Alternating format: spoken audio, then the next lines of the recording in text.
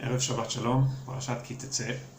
I would like to open first with blessing all the children who are going to go into Kita Aleph this week.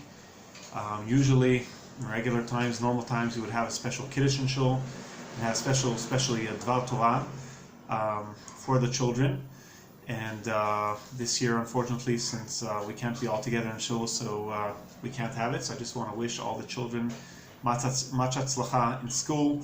These are challenging times, and we as parents obviously have an extended responsibility since the children are more at home, and back to maybe a bit the olden times where homeschooling was also an integral part of life, so the responsibility goes to us too these days. So much tzlacha to all the children.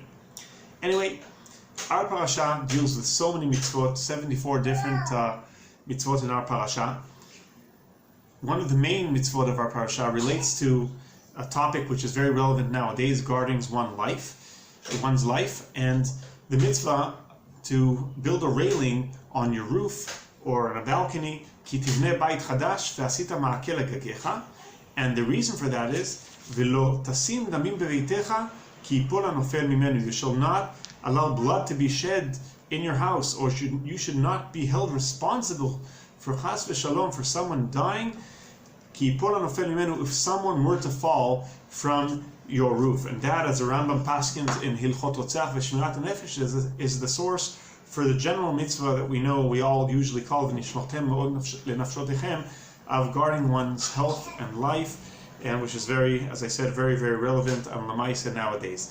In any case, the end of this pasuk we just read has a word which seems a bit irregular and also superfluous. The Torah says, "You shall not lo tasim damim beveitecha ki yipol hanofel mimenu." It doesn't say ki yipol adam mimenu, someone may fall. It says ki yipol hanofel mimenu. The person who is falling may fall. And that seems to be a very weird way of phrasing it. Why would the person who may fall be called hanofel, the person who is falling? So what is the Torah trying to teach us here? So there are different Pirushim. Some of them are more famous, like the Ibn Ezra says, Nikra al Shem Sofo. The Torah is just calling him based on what is going to happen to him. The person who is falling is called a falling person. That is the way we call him.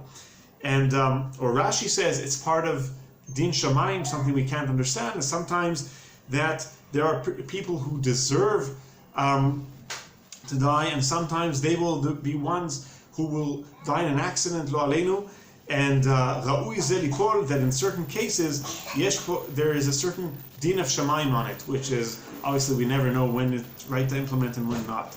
But the Sforno says we need to take it to a different area.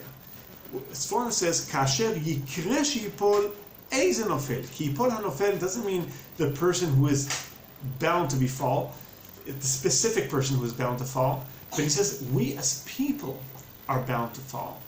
And this is something about humanity. We need to realize that any one of us can chas v'shalom have an accident, and any one of us is vulnerable. We are vulnerable people. We are only human beings. And that is something that has to be taken into account lechatchila. And that is what the Torah is trying to teach us here. Build a railing, or take precautions, because don't think you can control everything. Don't think that you know everything. Don't think that you can always take control of every situation. We are vulnerable. We are human beings. Ki yipol hanofel mimenu. Anyone could be hanofel. Any human being is bound to trip, or to fall, or to have something that he can't anticipate. And that's why it has to be taken into account. And I think what's true in this mitzvah, in taking into account human vulnerability from a physical perspective, is even more so from a spiritual perspective. We are vulnerable. And Chazal, in the first Mishnah Masechet Avot, said, Asu siag la Torah. He said we have to take precautions. Also, beware not to do avirot, and take a step away and make sure we don't trip or stumble on things that we may fall upon. And that is because we have to realize that we are bound to do that, because we aren't perfect. It's big news, I know, but we're not perfect. So I think running up to Rosh Hashanah and Yom Kippur that are coming up, I believe this is a very, very important message to take for ourselves. Elul, if not now, so when, is a time to if we needed one big lesson this year, it's a lesson that we don't control the world, that's for sure, and we realize it in every step we take nowadays, and to take into account our vulnerability, to take a step forward, to look forward, to think where are we bound to fall, and to try and fix it ahead of time. And if we take that into account, that is at the end of the day the essence of tshuva and precautions, and making sure that we can do the best to do our best. Be well, and Shabbat Shalom.